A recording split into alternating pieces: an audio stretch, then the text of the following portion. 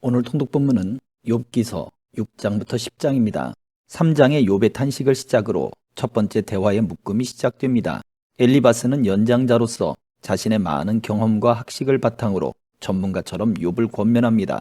징계는 인과응보의 결과이지만 이것을 통해 더 나은 복을 받을 것이라고 상투적인 위로를 전합니다. 이것을 들은 욥은 자신의 무죄함을 다시 한번 이야기하고 이에 빌닷은 욥을 꾸짖으며 하나님은 공의로운 분위기에 욥의 자녀들에게 재앙이 임한 것이라고 단정합니다. 이런 어설픈 위로가 고난 속에 있는 욥에게는 전혀 위로가 되지 않습니다. 욥기서 6장. 욥이 이렇게 대답하였습니다. 내 분노와 내 모든 재앙을 저울에 한번 올려봤으면 그것은 바다의 모래보다 무거울 텐데 내 말이 성급했던 것은 이 때문이라네. 전능자의 화살이 내 안에 박혀 내 영이 그 독을 마시고 하나님의 공포가 나를 엄습하고 있네. 들나귀가 풀밭에서 울부짖는가? 황소가 꼴 앞에서 음매하고 우는가? 맛없는 것을 소금 없이 먹을 수 있는가? 소금 없이 달걀 흰자가 무슨 맛이 있겠는가? 그런 것은 내 입맛에 맞지도 않고 보기도 싫은 음식이네. 나는 간청하고 싶구나.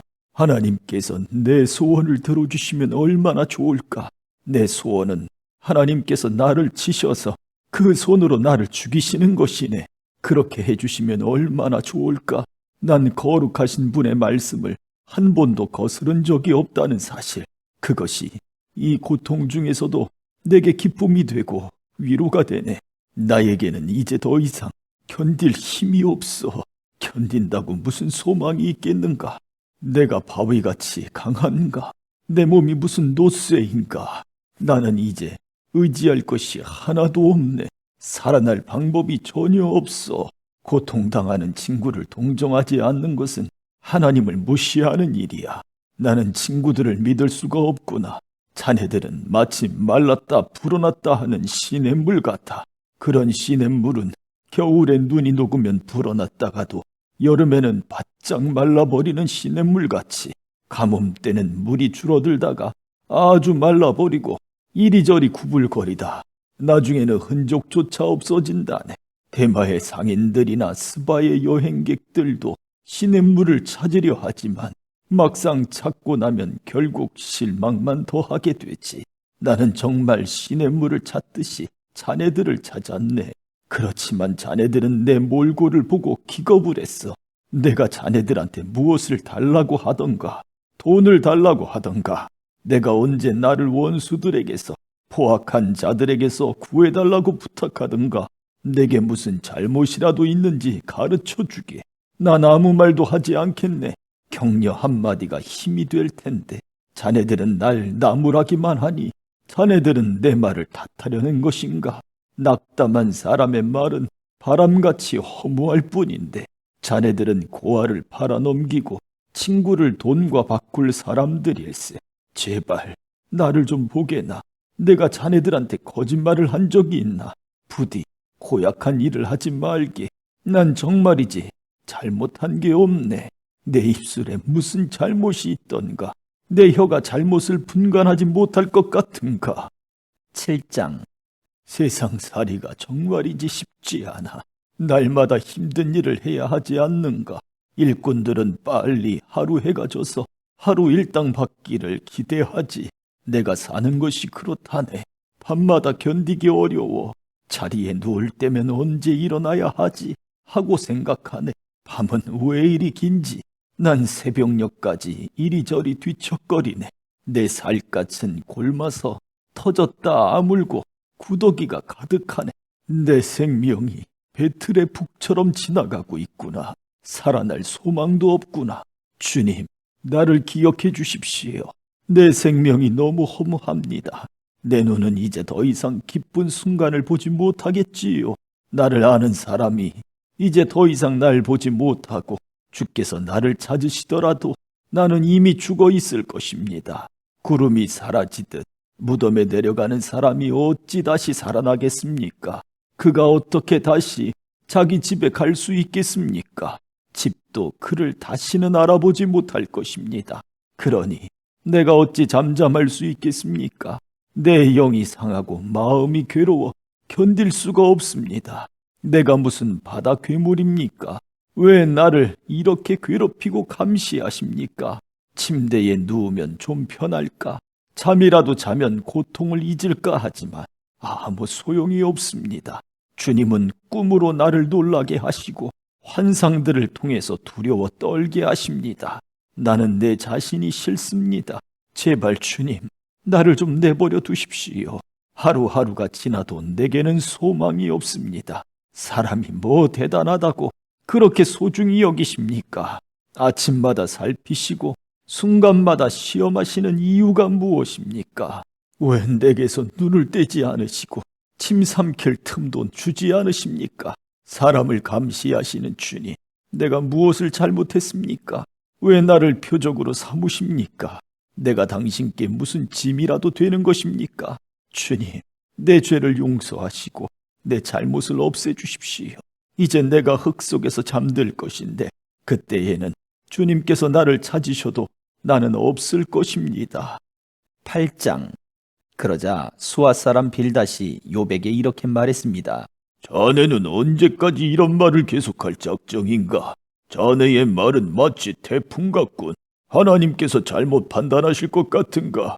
전능자께서 실수라도 하실 것 같은가?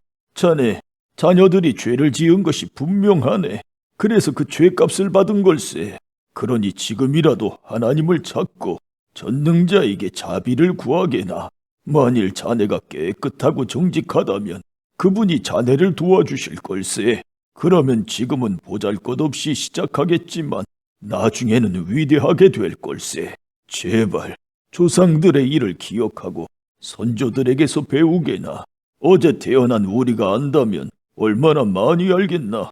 땅에 사는 우리는 그림자 같은 존재가 아닌가. 선조들은 우리에게 지혜로운 이야기를 들려줄 걸세. 늪지 아닌 곳에서 왕골이 어떻게 자라겠으며 골풀이 물 없이 어떻게 자랄 수 있겠는가. 이런 식물은 푸르름을 더하다가 곧장 시들어 없어지지. 하나님을 배반하는 자들의 운명이 이렇다네. 악인들의 소망도 이렇게 망해버리지. 그들이 믿는 것은 정말 허무해서 마치 거미줄을 의지하는 것과 같아. 혹시 그들이 집을 믿을 수도 있겠지만 집도 의지할 것은 못 돼. 단단히 붙잡으려고 하겠지만 도움이 안 되지. 식물이 태양을 받아 싱싱하게 피어올라 동산에 무성한 가지들을 내고 그 뿌리들이 돌뿌리를 휘감고 돌아서 살아남는다 해도 그곳에서 뿌리가 뽑히게 되면 동산도 그 식물을 본 적이 없어 라며 모른다고 한다네. 그러면 뽑힌 식물은 시들어 없어지고 대신 다른 식물이 그곳에서 자라나겠지. 정말이지. 하나님은 정직한 사람을 버리지 않으시고 악인들을 돕지 않으신다네. 그분은 자네 입에 기쁨을 담아주시고 입술에 즐거움을 채워주실 걸세. 자네를 미워하는 자들은 망신을 당하고 악인의 집은 망하고 말 걸세. 9장. 그러자 욥이 이렇게 대답했습니다. 나도 자네 말이 옳다는 것을 알지만 하나님 앞에서 죄 없다고 할 사람이 어디 있을까? 하나님과 논쟁한다면 누가 하나님의 천번 말씀에 한 번이라도 대답할 수 있을까? 지혜로우시고 강하신 그분 앞에서 누가 과연 그를 대적하여 이길 수 있을까? 진노하신 하나님께서 산들을 옮기고 없애버리시는데 사람이 그것을 알 수 있겠나? 그분은 땅을 흔드시고 땅을 떠받치는 기둥들도 흔들어 버리시지. 그분은 해를 뜨지 못하게 하시고 별을 움직이지 못하게 하실 수도 있다네. 홀로 창공을 우주에 펼치시고 바다의 파도 위를 걸으시는 분. 그분은 북두칠성과 삼성, 묘성과 남방의 별자리를 만드신 분. 측량할 수 없는 위대한 일들과 수 없는 기적을 행하시는 분이네.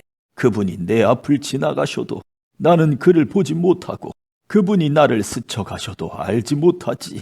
그분이 가져가시면 누가 도로 찾을 수 있으며 누가 감히 그에게 당신은 무엇을 하십니까? 라고 말할 수 있을까? 하나님께서 진노를 풀지 아니하시면 라합을 돕는 자들이 겁내고 움츠리는데 하물며 내가 무슨 대꾸를 하고 할 말을 생각할 수 있겠는가? 내가 의롭다 해도 대답은커녕 그저 긍휼을 빌 수 있을 뿐인 것을 설사 내가 그를 불러서 그가 대답하셨다 해도 그가 내 주장을 들으셨다고 믿을 수 없네. 그분이 태풍으로 나를 치시고 까닭없이 나에게 상처를 입히시네. 숨 쉴 틈도 주시지 않고 그저 나에게 괴로움만 더하시네. 힘으로 말하자면 그분같이 강한 분이 누가 있으며 의로움으로 말한다 해도 누가 그를 재판한다고 할 수 있을까? 비록 나에게 죄가 없다 해도 나는 나를 꾸짖어야 하고 비록 내가 흠없다 해도 나는 나를 죄인이라 인정해야 할 걸세. 나는 죄가 없지만 그런 것에 관심을 기울일 힘도 없이 그저 내 삶을 경멸할 뿐일세. 그는 죄 없는 자나 악한 자나 모두 죽이시는 분이니 내가 무슨 말을 하겠나. 재앙이 내려와 죄 없는 자를 망하게 해도 그분은 낙담하는 그를 비웃으시네. 악이 세상을 지배하고 재판관도 눈이 멀었으니 하나님이 아니시고는 누가 이렇게 하겠는가. 이젠 내 삶이 달리기 선수보다 빨리 지나가니 아무 소망이 없구나. 내 삶이 빠른 배처럼 먹이를 낚아채려고 빠르게 내려오는 독수리처럼 날아가는구나. 이젠 내가 원망을 그치고 얼굴빛을 바꾸어 웃어보려고 해도 내 모든 고통이 두렵습니다. 당신은 나를 죄가 없다고 인정하지 않으시겠지요. 내가 죄인 취급을 받을 텐데 공연히 수고할 이유가 무엇입니까? 내가 깨끗한 물로 씻고 비누로 손을 닦는다 해도 당신은 나를 구덩이에 밀어넣으셔서 내 옷조차도 나를 싫어하게 하실 것입니다. 하나님은 나처럼 사람이 아니시니 내가 그에게 대답할 수도 없고 재판정에서 변호할 수도 없으니 안타깝구나. 우리 둘 위에 손을 얹고 둘 사이에 판단해 줄 판결자도 없으니 참 답답하구나. 제발 그분이 치시는 막대기를 거두시고 나를 놀라게 하지 않으신다면 좋겠네. 그렇다면 내가 담대하게 말할 수 있을 텐데 그럴 수 없구나. 10장. 나는 내 생명을 미워하고 원망할 수밖에 없어. 내 마음이 너무 아프기 때문이지. 나는 하나님께 말할 것이라. 제발 하나님, 나를 죄인 취급하지 말아 주십시오. 제발 당신이 왜 나를 치시는지 이유라도 알려주십시오. 당신이 손수 만드신 나를 학대하고 멸시하면서 악인들의 꾀는 왜 좋게 보십니까? 당신의 눈이 사람의 눈과 같단 말입니까? 왜 사람이 보는 것처럼 판단하십니까? 당신의 날이 사람들의 날과 같지 않고 길며 당신의 횟수가 사람의 횟수와 같지 않은데 어찌 내 죄를 찾으시고 내 허물에 주목하십니까? 당신은 나에게 죄가 없다는 것을 잘 아시고 아무도 당신의 손에서 나를 건져낼 수 없다는 것도 잘 아십니다. 당신의 손으로 나를 빚어 만드시고 이제 나를 아예 없애려고 하십니까? 주님, 기억해 주십시오. 진흙으로 나를 만드시더니 이제는 다시 흙으로 되돌려 보내시렵니까? 당신께서 나를 우유같이 쏟아버리시고 치즈처럼 엉기게 하셨습니다. 피부와 살로써 내게 옷 입히시고 뼈들과 힘줄로써 나를 온전케 하셨으며 내게 생명과 은혜를 주셨고 내 영을 돌보아 주셨습니다. 그렇게 하시고 다른 뜻이 있으셨습니까? 분명 다른 뜻이 있으셨겠지요. 만약 내가 죄를 지었다면 당신은 나를 주목하시고 내 죄를 용서하지 않았을 것입니다. 만약 내가 악인이라면 벌을 받아 마땅합니다. 설사 내가 의롭다 해도 머리를 들지 못할 것입니다. 나는 수치를 당하고 괴로움으로 가득 찼기 때문입니다. 만약 내가 머리를 지켜 세운다면 당신은 사자처럼 달려들어 당신의 힘으로 나를 다시 짓눌러 버리시겠지요. 당신이 나를 치는 새로운 증거들을 들이대며 내게 화풀이를 계속하시니 괴로움이 계속됩니다. 어찌하여 당신은 나를 태어나게 하셨습니까? 내가 그때 죽어버려서 아무도 나를 보지 못했더라면 좋았을 텐데 나는 없었어야 했습니다. 태에서 무덤으로 바로 옮겨졌어야 했습니다.